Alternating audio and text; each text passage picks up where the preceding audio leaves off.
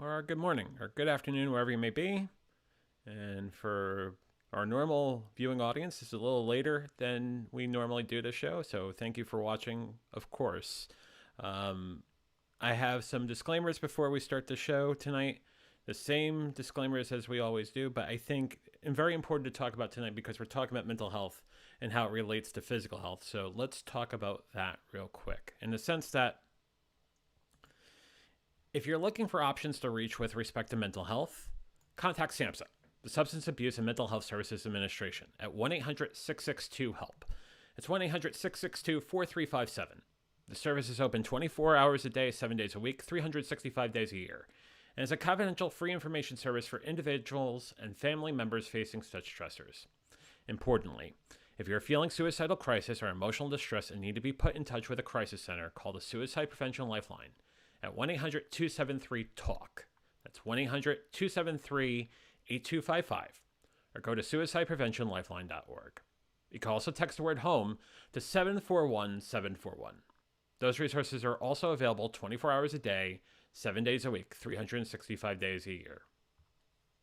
And then I'd be remiss not to talk about this real quick in the sense that multiple sclerosis and demyelination has been an active part of my life this year, from the series of events that I experienced over the holidays last year, to being in the hospital on New Year's Eve, to being diagnosed with multiple sclerosis in January. And the one thing I can think about is how important the National MS Society is for all of us who have multiple sclerosis. Over 1 million people in this country have multiple sclerosis. The National MS Society is a collective of passionate individuals who want to do something about MS now, to move together towards a world free of multiple sclerosis. Multiple sclerosis is comprised of unpredictable and often disabling flare-ups of the central nervous system. Such flare-ups disrupt the flow of information within the brain and between the brain and the body. The National MS Society is the largest private funder of MS researchers in the world, investing more than $1 billion to date. MS stops people from moving, but the National MS Society exists to make sure that MS doesn't. To contact the National MS Society, please call 1-800-344-4867. Once again, 1-800-344-4867, or go to their website at nationalmssociety.org. Also, importantly, we are still raising money for the National MS Society through our Venture to a Cure's fundraising page at rebrand.ly/adventure to a cure. This was the page that was created in conjunction with the virtual MS Walk that took place on May 1st. This effort will last through the end of September.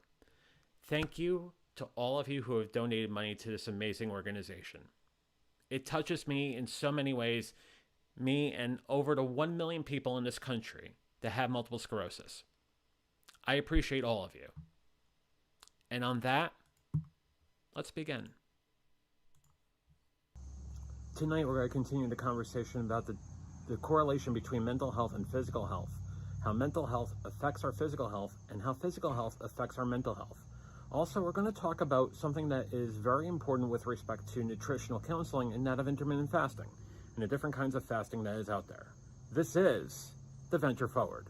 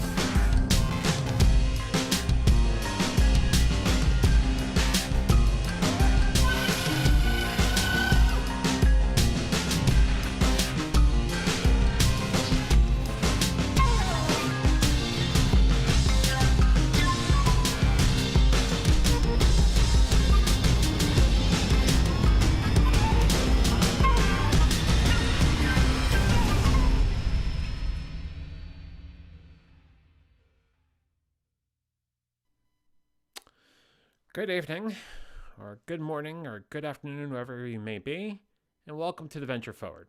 I am John Venturini. I'm a recovering addict of overweight, obesity, alcoholism, and compulsive gambling. And it is an honor and pleasure to see all of you on YouTube, Facebook, and Twitch.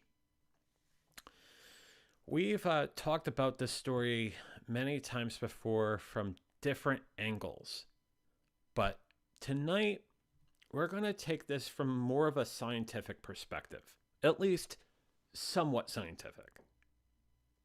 I am not a nutritionist. I'm not a therapist. But I am someone who's lived this story 3 times with respect to my physical health, but moreover, realizing how much it has played a role in my mental health and vice versa. We're going to talk about that, but then we're also going to talk about how the ball started rolling down the alley for me back in 2019 when I realized there is a problem. I need to do something about it now. So I want to say hello to all of you on YouTube, Facebook, and Twitch. And we got Sarah. How are you? Hope you're doing well. We also have Jamie. She's driving, but she'll listen but not chat. Good evening. Good evening to you, Jamie. Pleasure to see you as always. And over on Facebook, we have Aub. Hope you're doing well. Aub, let us know how it's coming along for you. You have a lot of success there, and we are rooting you on without question. So when someone realizes they have a problem with their physical health and they realize that they need to do something that is going to break through, but also solidify where they stand from their mental health perspective, they realize that there is a huge correlation between those two realms. Although they're not going to be quick to admit it right off the bat. They're going to either focus on one side of the street and not the other, or just totally ignore it altogether. And it's like what I've told many other people as far as their physical health. The first thing you always need to do is look inside. Look inside and see how you're feeling. See how there are things in your way, or there are things around you that you cannot necessarily put any sort of reaction around, any sort of tangible action around. That's when things start to happen. Whether it's a question of addiction, whether it's a question of poor health, physical health, whether it's a question of poor mental health. The two worlds are correlated.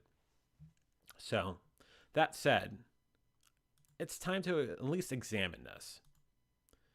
In the sense that physical health and mental health are definitely tied together.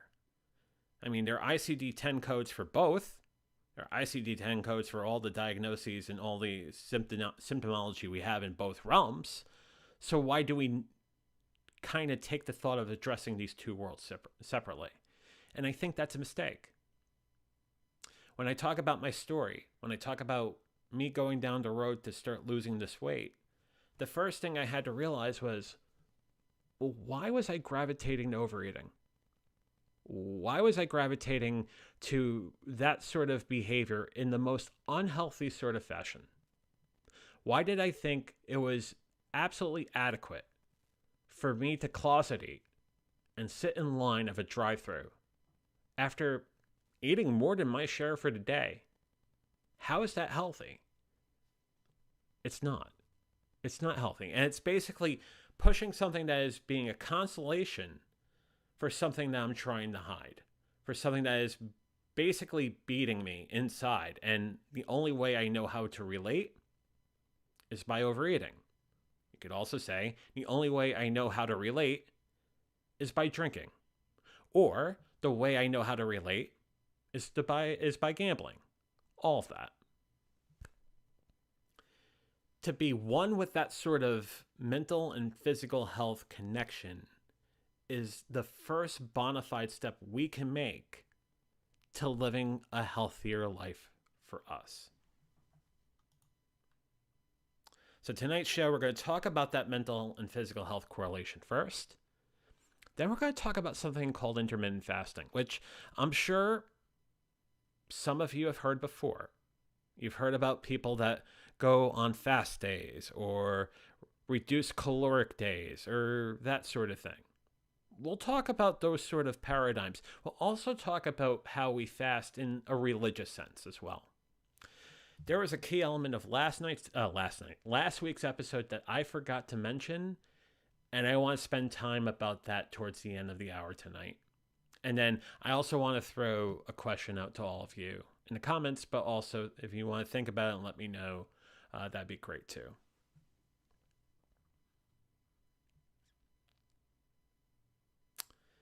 So it starts with this, that we think about the body. We think about ourselves living our lives in the most healthiest sort of way possible or unhealthiest sort of way possible. And we realize that our mental sort of paradigm and our physical sort of paradigm are drawn together. The World Health Organization defines health as a state of complete physical, mental, and social well-being, and not merely the absence of disease or infirmity, right? The thing that's really important, I think we forget more times than not, is that there is no health without mental health. These 3 points are very important coming up. Poor mental health is a risk factor for chronic physical condition. I would venture to say that poor mental health causes more addiction than we know across this room and then some. So if our mental health is not in the right place, certainly there's going to be a thing or two missing from our physical health. Second, people with serious mental health conditions are at high risk of experiencing chronic physical conditions, in the sense that if they're not in the right space mentally, if they're not in the right space as far as thinking through things, and they're neglecting their physical health, there's going to be chronic physical condition. Moreover, there could be a chronic physical condition that causes that degradation on the other side of the house as well. Because the third point that WHO says is people with chronic physical conditions are at risk of developing poor mental health. The two realms are correlated. I'll go back to Maine for a second.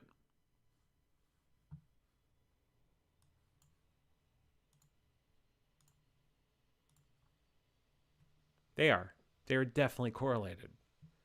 And we must never lose sight of that.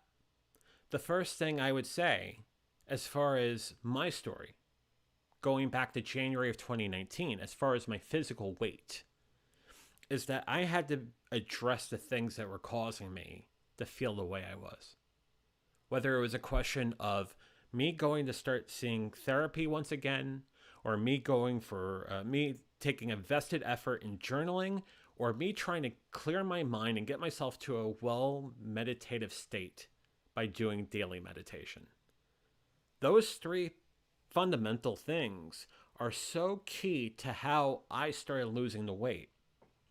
And truth be told, it works for a lot of people.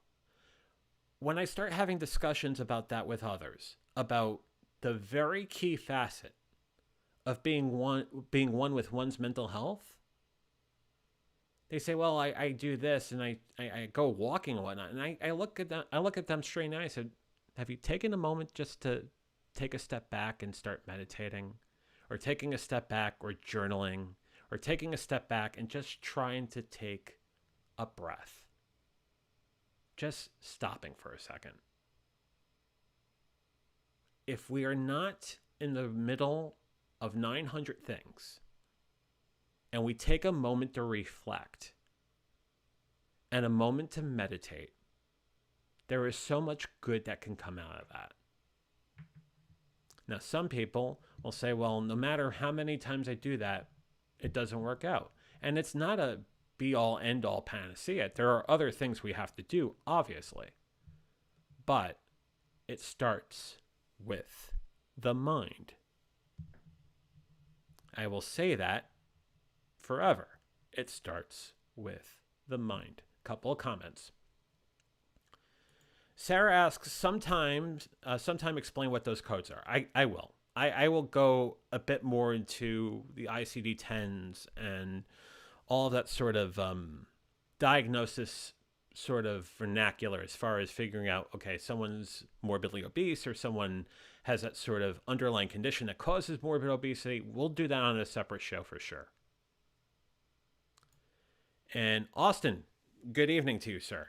I've heard of intermittent fasting, but I don't remember what it actually is. Well, we will talk about that in mere minutes as far as what intermittent fasting actually is. And moreover, what that actually was for me as I started to lose this weight.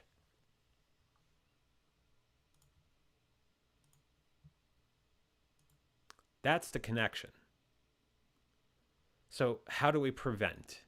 How do we actually start talking about prevention as far as bolstering our mental health and bolstering our mental health and bolstering our physical health?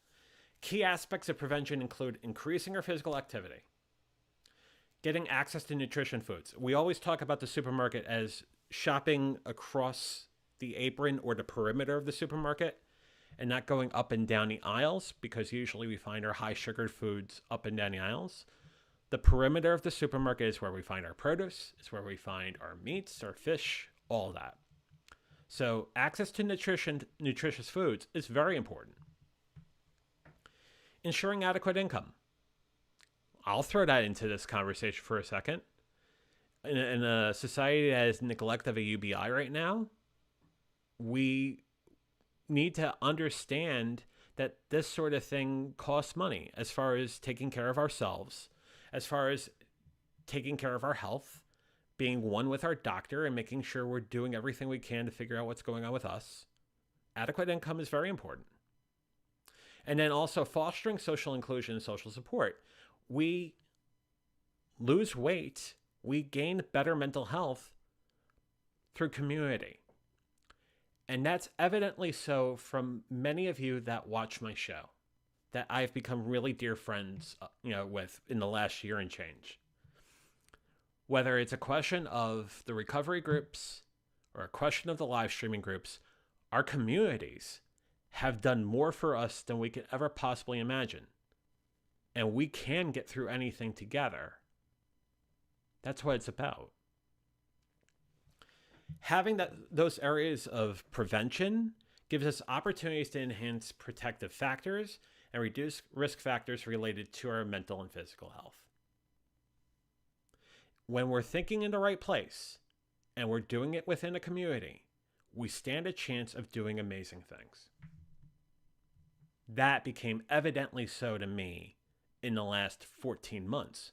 Now, mind you, my weight loss journey has been 2 years and change, 900 some odd days.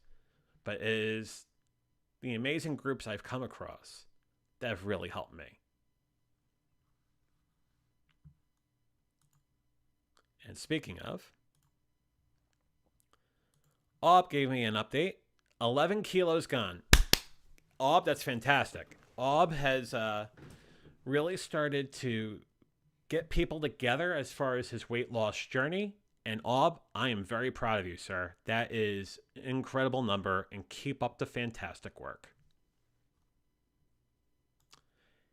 And good evening, Sue, over on YouTube. She says, good evening. You absolutely are correct. It starts with the mindset.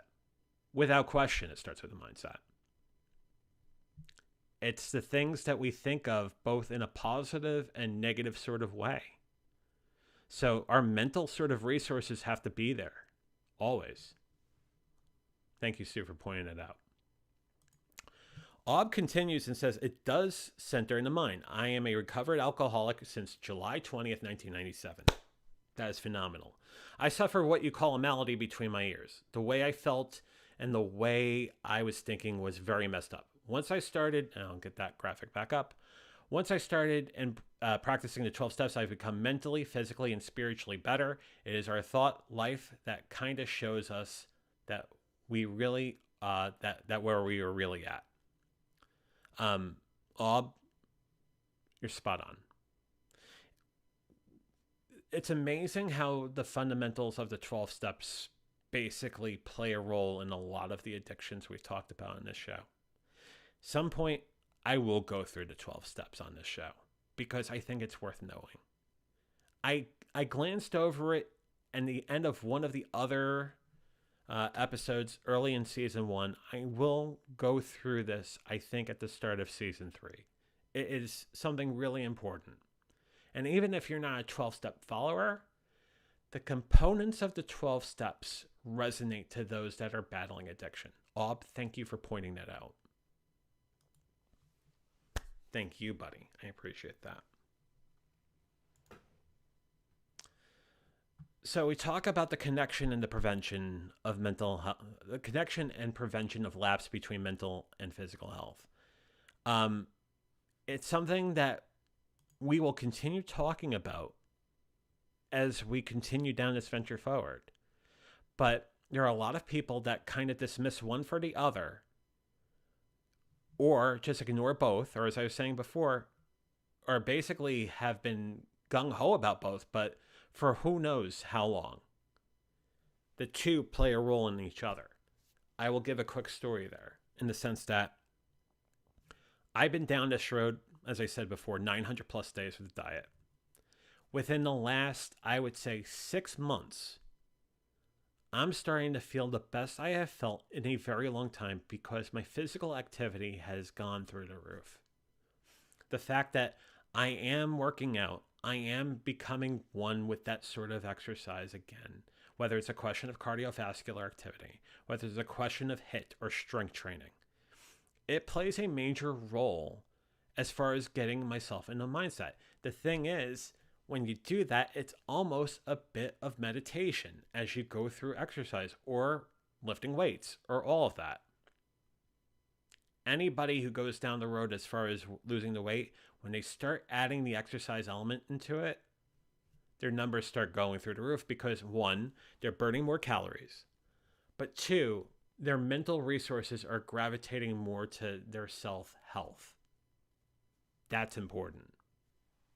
So we'll talk more about how the exercise routine has changed in the last 90 days for me, maybe next week or the week after, probably 2 weeks from now. But it's something that has been really important to this story.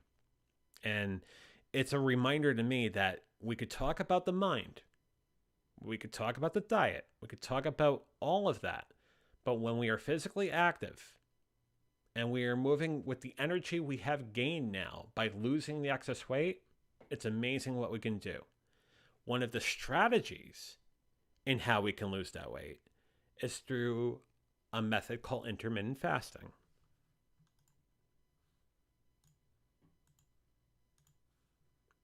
Intermittent fasting has been something that has been very much resonant for a while, although people have started putting words around it within the last 10, 20 years. It's basically a 21st century term. What I will say is, way back when I was a kid, 10, 11, 12 years old, when I started going on my first diet, and I don't even count that in the 3, right? I lost the weight 3 times. But the first time I was on a diet, per se, I was doing something through an organization called Diet Center. And Diet Center had a little bit of a verbiage at the bottom of their slip where they're, you're tracking food back then too, right? At the bottom of the slip that says no food or drink after 8 p.m. Now, it's not to say that, well, what if I work odd hours and I work a situation where I'm second shift or third shift? It's not the guise in which that comment's put on that slip. It's a guise to remind people that the body has a poor way of burning calories when they're out of the hours that they are awake. And we start talking about the different strategies as far as intermittent fasting. We talk about things that go on the lines of our circadian rhythm. That's one of the major sort of plays that's going on here.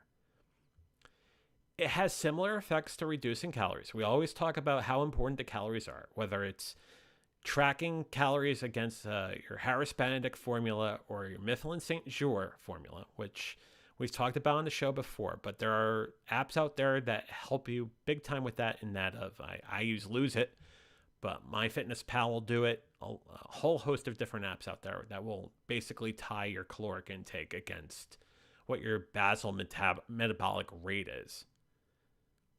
To understand that, but also realize that there is a time of the day where it gets shut down, or there should be a discrete set of hours within a certain time frame where you do eat versus the other hours of the day where you fast. That's important.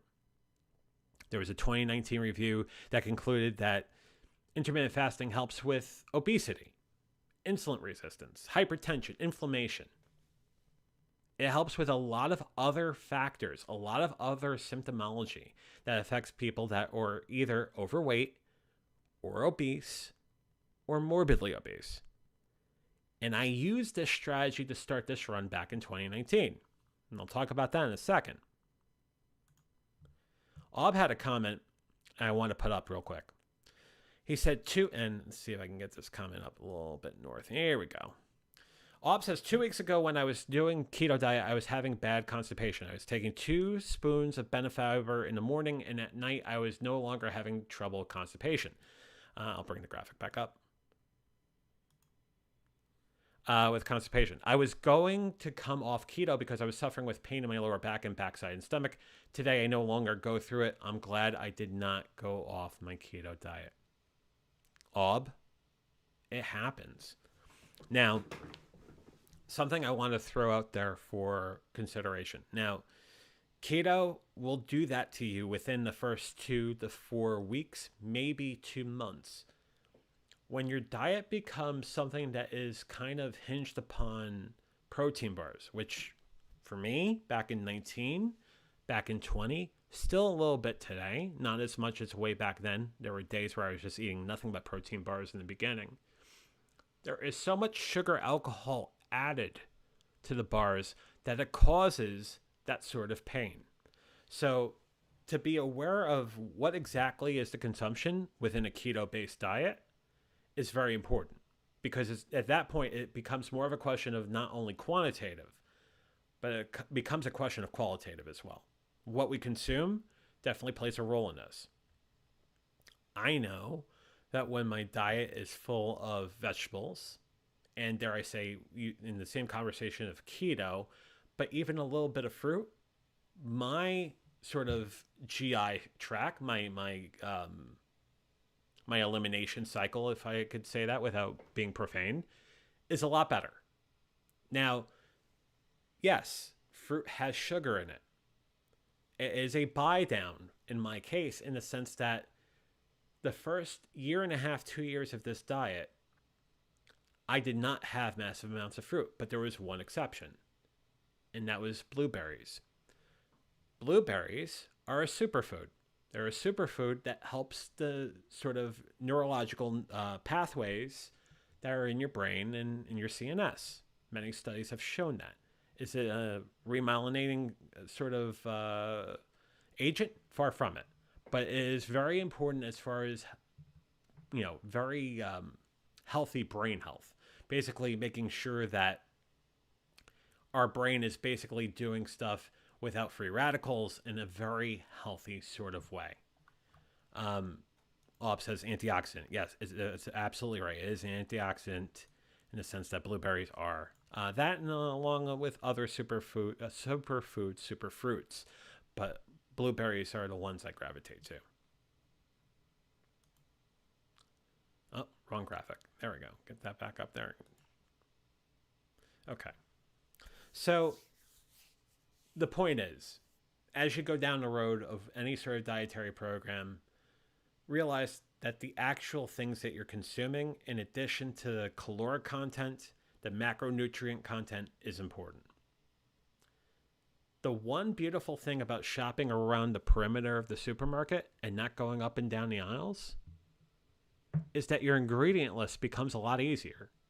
If I'm making a stew, if I'm making a soup, and I know exactly what I'm putting in there, I know it's not going to have 45 to 50 different ingredients in there. I know what I'm putting in it. So there's a lot to be said about the healthfulness of foods that are lower in ingredient counts and are more natural. Ob asks a really good question. Is long-term keto dangerous to health? I would say that as you get closer to your goals, whether you have intermediary goals along the way, it would be beneficial to start introducing some of the healthier carbs back into it. But I would lean more towards vegetables. I would lean more towards fruits that are great with the glycemic index. It's something you have to be really careful. And I will say the same caveat I say before every single show. Consult your doctor, your nutritionist, your dietitian, because they will give you a game plan as far as how to go down that road. But as far as my concern, as far as my honest opinion, at some point you start reintegrating those components back in. But you do that very carefully and you become selective on which components you put back in. It's also what we talk about as far as an elimination diet, right? Not the same elimination that we were talking about before, different elimination. But when we have something that ails us, we will eliminate key factors that cause us to feel malaise. And we start reintroducing them after a while. Funny enough, one of the diets that they kind of talk about as far as multiple sclerosis is something called the swank diet. And the swank diet talks about fish, talks about things that are not meat-based, grass-fed meat if it's meat, but is very, very stringent as far as what we can consume. Definitely no dairy. No dairy in the swank diet.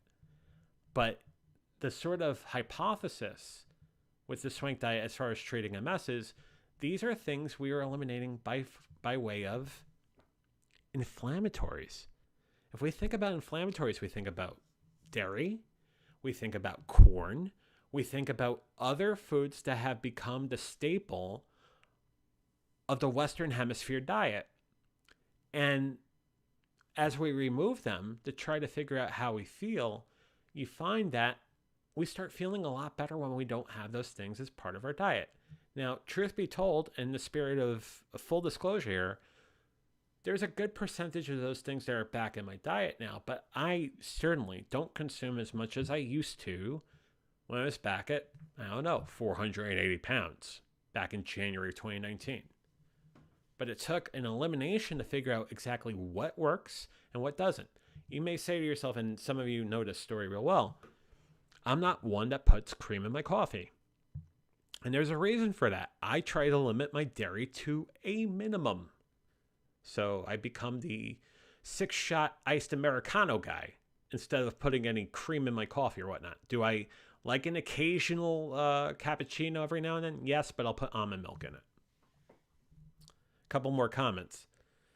Ob says, I'm a diabetic type 2 on pill form and doctor has told me I would be fine. So then if you got your doctor's blessing, go ahead and do that.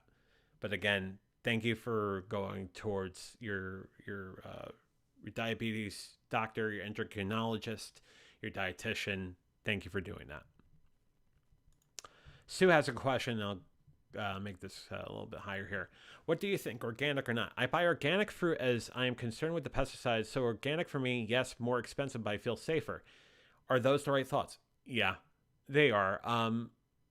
But I also am very wary of something that's labeled as organic being truly organic. I hate to say this, but the only way I'm ensured that something is truly organic is if I go to a farmer's market or if I go to the neighborhood produce stand and I know exactly where they're getting the fruits and vegetables from. So even if you go to say, and I'm not throwing it, this is not a sponsorship by any stretch of the imagination, but if you're going to a Trader Joe's or a Whole Foods and you go into the organic section, yeah, you could buy food from there, but I always am a big believer as far as farm to table and feeling a lot better when I go to the local farmer's market here in this area. Highland Orchards is something I gravitate to. But if we go to the next county over, there's something called Rife's over in Lancaster, in the Lancaster area. Figuring out what those places are, starting to patronize those places, you're doing two things. One, you're patronizing a local vendor a local shop owner, but second, you know exactly where it's coming from. So we talk about that previous slide as far as income and whatnot. Well, you're also ensuring that the income that you spend towards fruits and vegetables are going to a very important place. Sarah had a great comment. I'm going to put it up right now. That's why I'm a member of a food co-op. Yes, indeed. And there is a food co-op that's based in Parksburg that Hershey Farms does. I was seriously considering becoming part of that co-op again. And we're taking that conversation now from fruits and vegetables now to meats, whether it's cow or chicken or whatnot. To find a food co-op is very important, and you know exactly where it's coming from. My problem is I need to get a bigger freezer, but that's another story for another day. Sarah goes on and says Lancaster Market is great. Yeah, Lancaster Central Market is phenomenal. I don't go as often as I should, but I'm still a big fan of the Lancaster Central Market. Ob says, I have learned a bit about me having endomorph body. Wow. And I learned what food would be right for that type, and it is mostly a protein diet. Yep. Endomorph diet. Yep.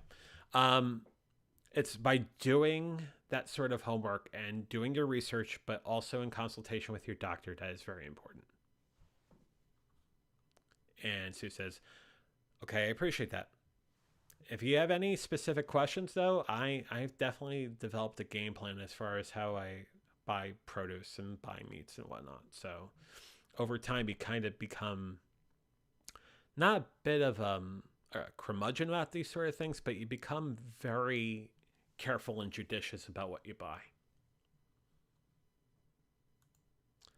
Sarah says, long ago, I got a small chest freezer a long time ago. Best $200 she ever spent. Yeah. I'm trying to find a cheap chest freezer I could put in the garage.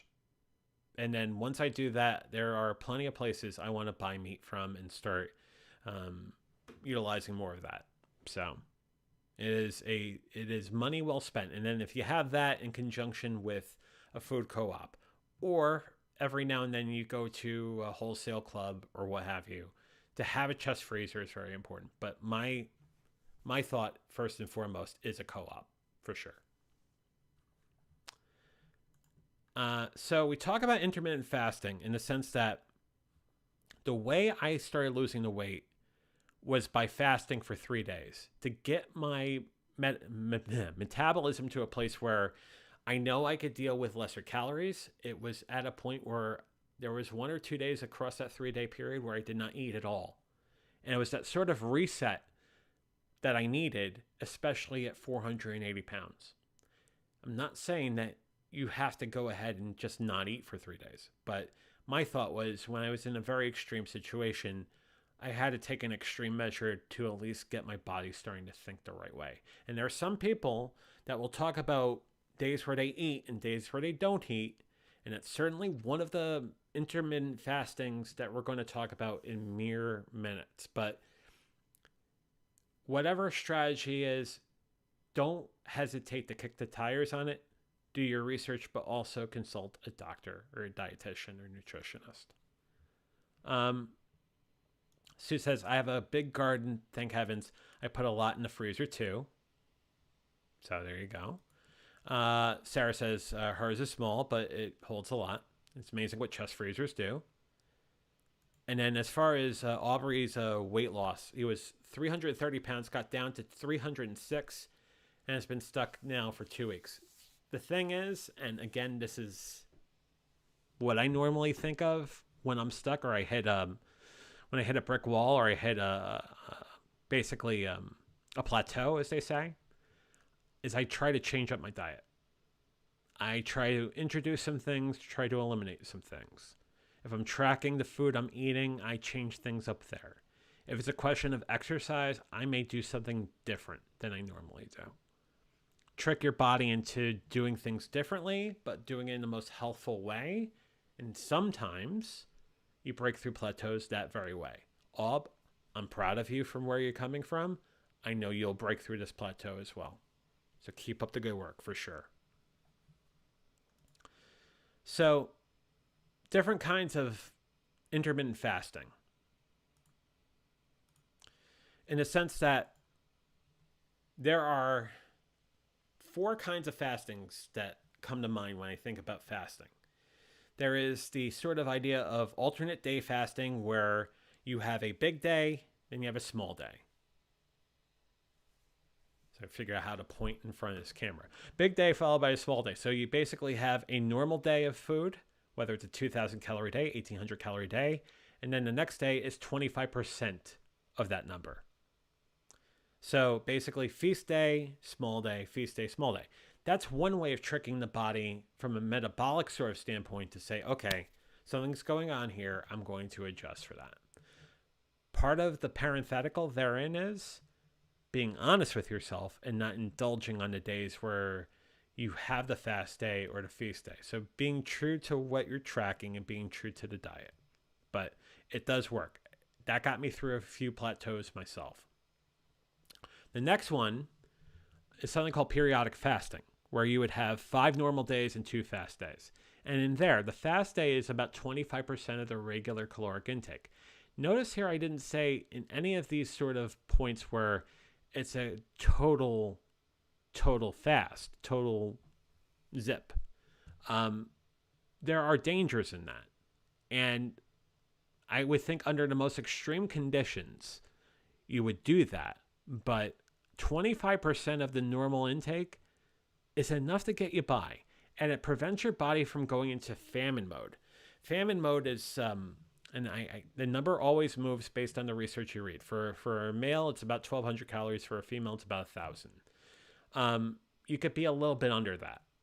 But the problem is that when your body goes too far down, then it starts guessing and then it starts holding macronutrients by, fear and by necessity, right? It's like it's basically scurrying because the metabolic sort of cycle is off. So by all means, figure out what works for you. In this slide, we talk about 25% of the regular caloric intake versus a feast day. There's another thing that you'll hear a lot of folks talk about. I'm doing a 16-8, or I'm doing an 18-6, or I'm doing a 24. And the thing is, this is to make benefit of the circadian rhythm. So basically the hours you're awake versus the hours you're sleeping. And even in that, a portion of the hours you're awake. 16-8 is the most popular in a way, and I hate saying this. 16-8 also insinuates that maybe those days you're not having a big breakfast at all, which is also counter to a lot of the things we've learned over the years. You have a big breakfast, and then you have a medium-sized lunch, and you have a light dinner. Again, it goes based on what you're doing as far as your diet. And again, I lean towards the advice of your nutritionist and dietitian as far as the best way to go. For me, I usually have a lighter breakfast, a very light breakfast, and then usually in the middle of the day, usually a larger meal towards the middle of the day, and then a light dinner, and kind of like parabolic. Works for me, but doesn't work for everybody. So again, be sure to talk to your doctor or your nutritionist. The last kind of fasting is that of religious fasting. So if you're a Christian, you have Lent, and you have things on Fridays during Lent where you can't eat meat. We talk about Judaism and Yom Kippur, the fasting there. In Islam, the day fasting, and Ramadan for that long period of time. There's Vrata in Hinduism. There's Buddhist religious fasting. There's Jain religious fasting. There's all kinds of religious fasting, and I'm not listing all of them. We can go through a lot of other religious fastings that are out there. If there's something that you're doing spiritually for fasting, by all means, that's a fasting that you take into full consideration. It's just something to be aware of. As far as trying to find the best caloric sort of way, a best sort of diet-based sort of way, alternate day fasting works, periodic fasting works, time-restricted fasting works. But again, I'll say it again, consult your doctor, your dietitian, or nutritionist for the best method for you. Go back to Maine for a second. In the sense that Aubrey Alp says this: I have trouble understanding the intermittent diet because if I cut down on my foods and cut hours and not eat, my whole body fat stores fat because it thinks it's starving. Yes and no. It depends on what you're consuming, but also realizing that you could do other things to kind of move the body along as far as water consumption, herbal tea consumption, or whatnot. That's not necessarily caloric intake per se, are things you can do to help roll that along. But again, the thing about intermittent fasting is, and especially in your case, Aubrey, definitely consult the people that you're working with to see if it's right for you. Especially that you're working with an endocrinologist and other folks that will have an opinion about this and making sure that you're doing the best you're doing for your most optimal health.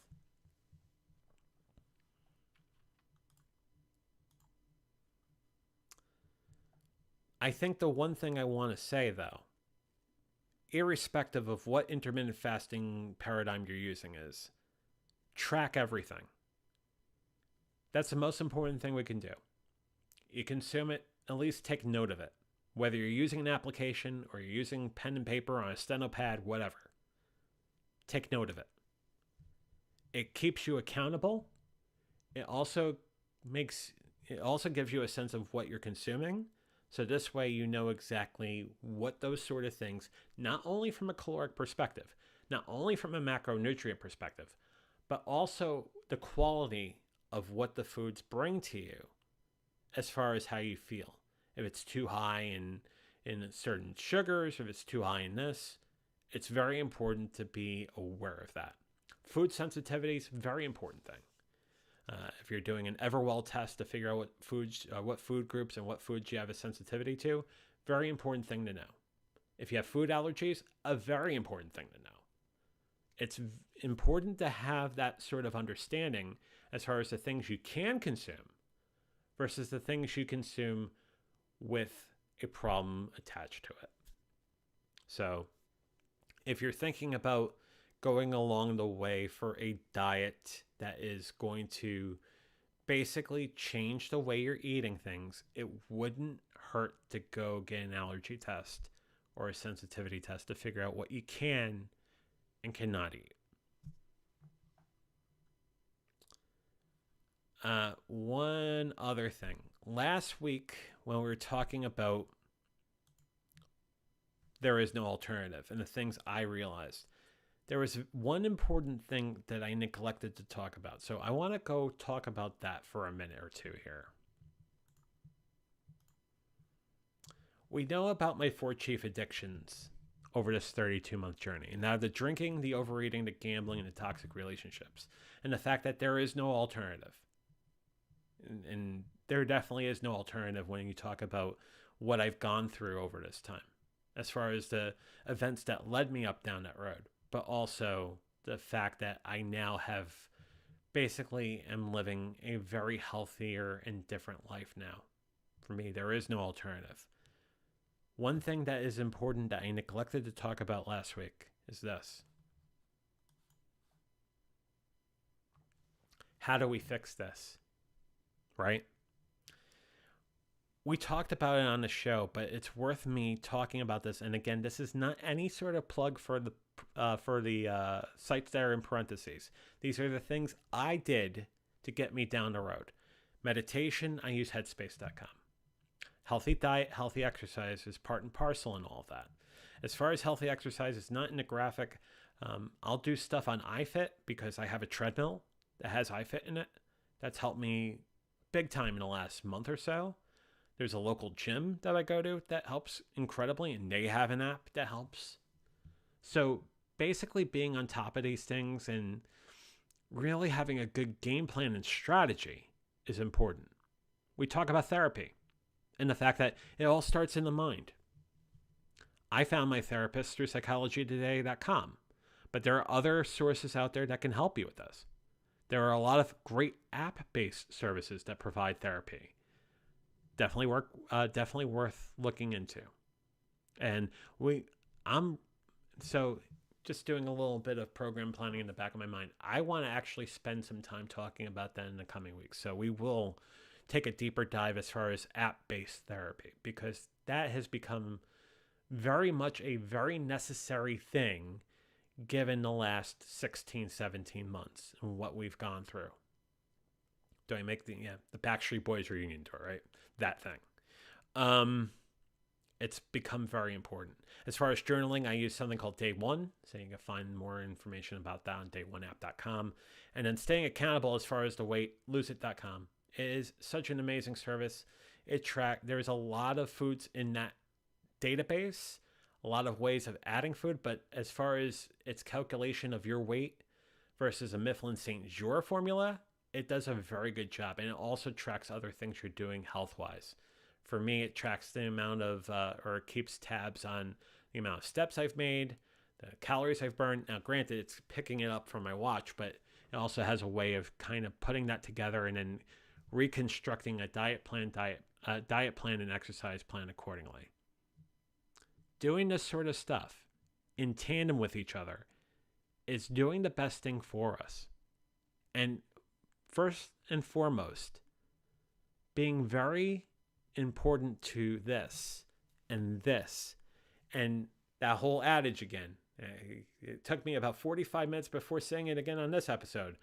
But when the cabin pressure on the airplane goes out and you need to breathe, that mask has to cover you first before you could take care of everybody in a row.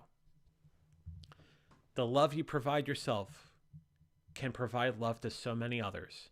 But you have to take care of yourself first, foremost, and paramount.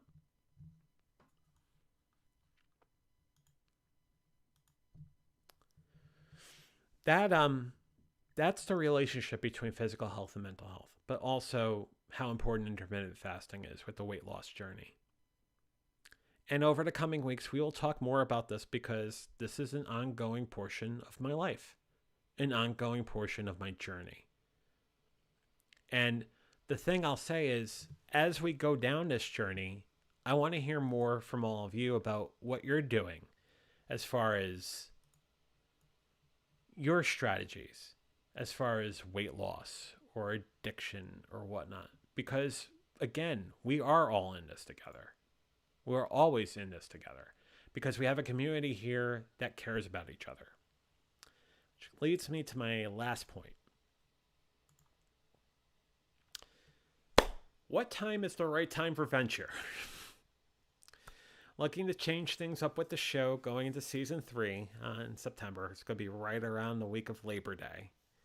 We're looking to move the start time for both the Venture Forward and VF Talks. So think about times that work for you, days of the week that work for you. Let us know because we listen to you.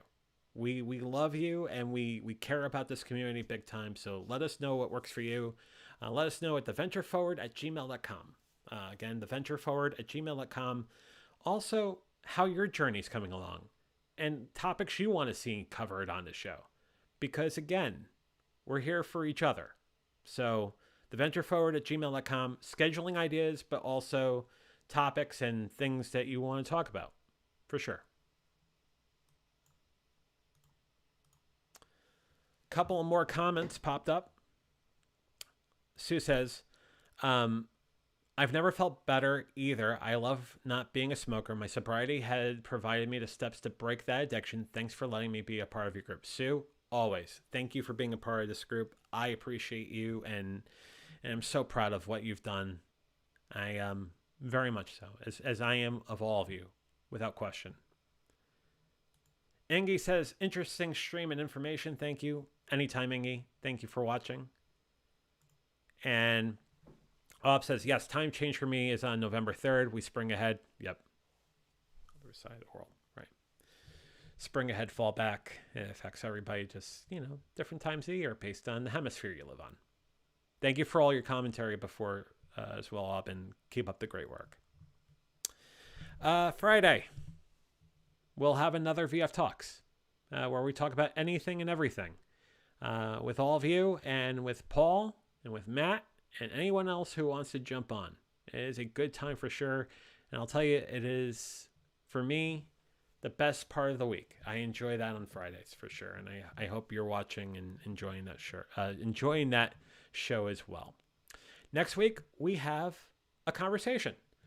There's someone who wanted to tell her story, wanted to have a conversation about a lot of the concepts we talked about on the show.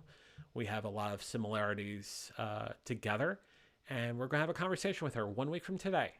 A conversation with Jamie.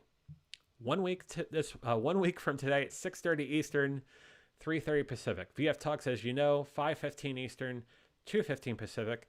And again, the parenthetical therein is if there is a better time for the show come season 3, please let me know.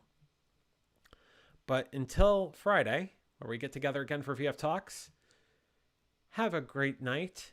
Stay safe, stay sane, stay strong, stay sober. You're worth it. I'll see you Friday night at 5:15 Eastern, 2:15 Pacific. Good night.